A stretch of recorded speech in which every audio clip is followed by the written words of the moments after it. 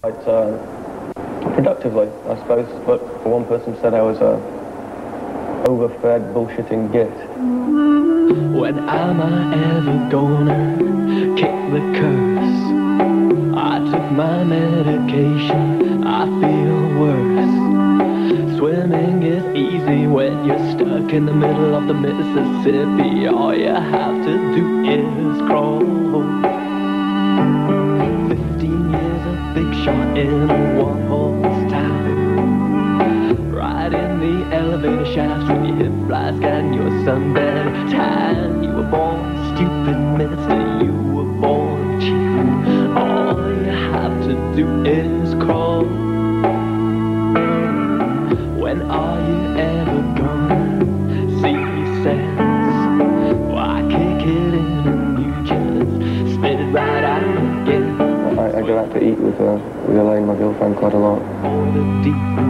I think I like food too much. I'm aiming to build a physique in the kind of way that Orson Welles did, that he started off quite a reasonable shape and beyond the age of 40, when you don't care, you're just going to go out to about this shape. We're in a Japanese restaurant. I like Japanese food quite a lot, but I have to, not go too often, otherwise you get a weight problem. I'd get a finance problem as well.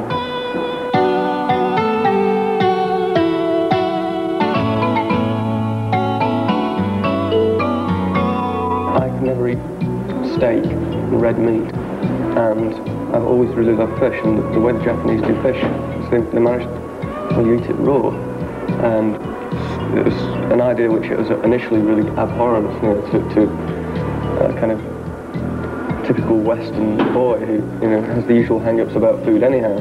But to actually try it and to taste, say, the raw tuna or the raw salmon, it's just incredibly beautiful tasting. And they do so many things. The way they do, if you ever have the prawns cooked with garlic in front of you at the table, it's wonderful. I think it's by far and away the most sophisticated kind of food in the world.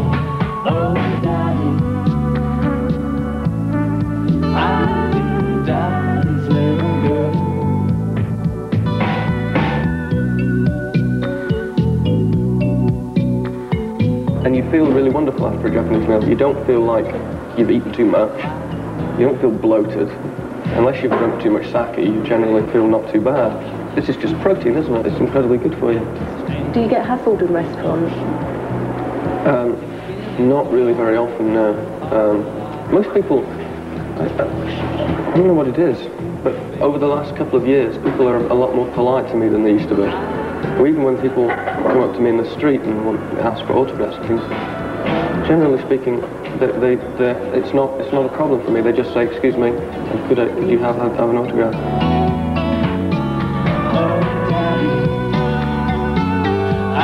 I used to eat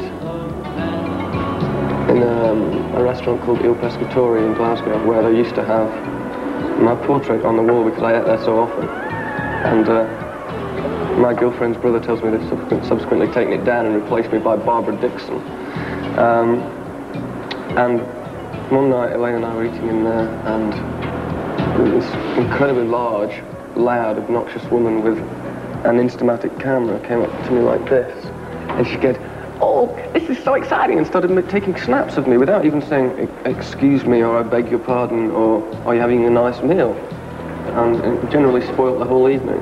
And it was after that night that I decided that I was not going to be polite to these people anymore, because Elaine was really furious, and she said, "You should have just told her to get lost." Hey, I was walking my bike through a 20-story non-stop snowstorm. Really kind of girls wrestling in body lotion. My head swimming with poetry and prose. Excuse me one moment whilst I launder my clothes. In my bag, me and my good things as about close as can be. We gave up sleep at the age of 17. My world's getting bigger as my sight gets worse. I can see the lines on my idiot bowl. What about love? I don't let that stuff in my eye, in my body. This is the glamorous life. There's no time for fooling around. Lord have mercy, I know what I'm doing. I don't need it, I need a fire. I don't really see it as being comparable really to anybody. I used to think when I read articles about us, when people would compare us to the Byrds or R.E.M. or Lou Reed or Bob Dylan, and I used to pay a certain amount of attention to it, and it's ridiculous really, because I look back and listen to the early records we made, and they don't really sound like anybody else to me. So we're a small growing institution, I think, for me.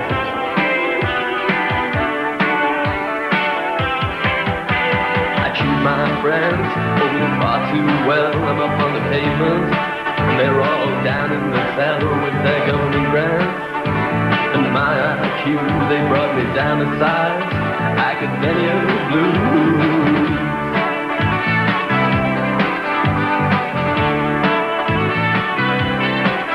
Louise is the girl, I know her well, she's up on the pavement.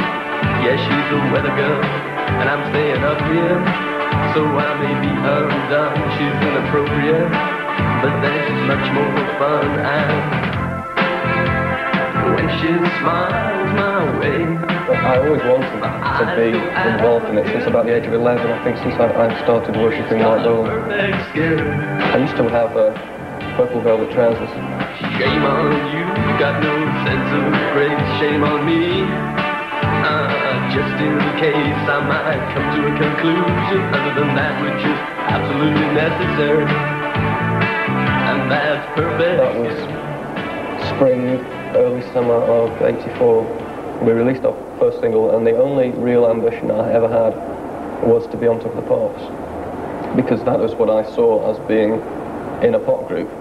You could call yourself a legitimate pop group if you'd been on Top of the Pops, and we were on with the first single, so where do you go from there? You know, I had to make my new ambition is to be on as many times as possible.